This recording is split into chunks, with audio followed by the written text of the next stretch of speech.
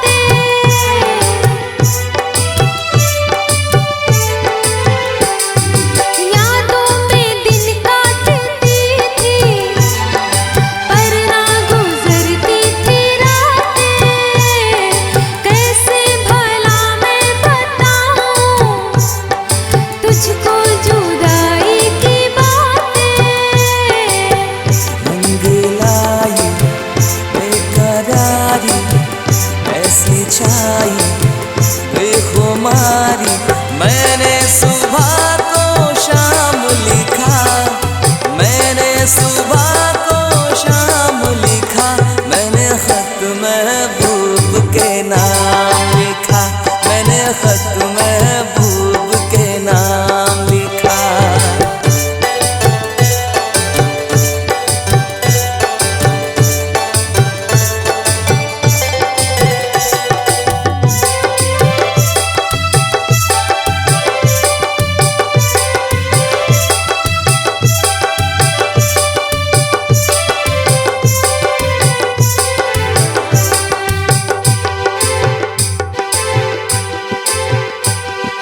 तेरे गुलाबी लबों से शबनम के दाने चुराऊं,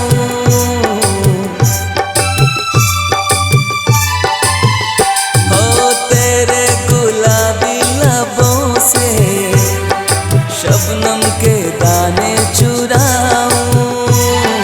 जो बात खत में लिखी ना आजा तुझे मैं बताऊं।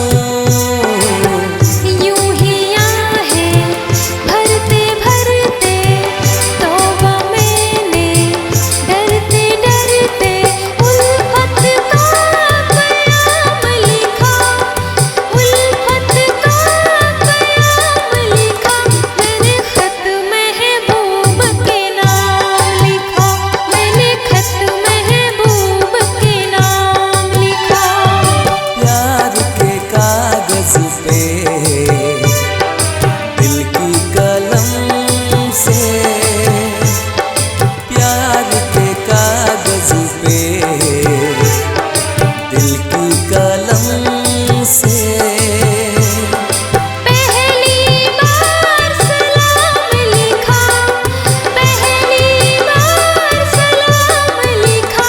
मैंने खत महबूब के नाम लिखा, मैंने खत महबूब के नाम लिखा, मैंने खत महबूब के नाम लिखा।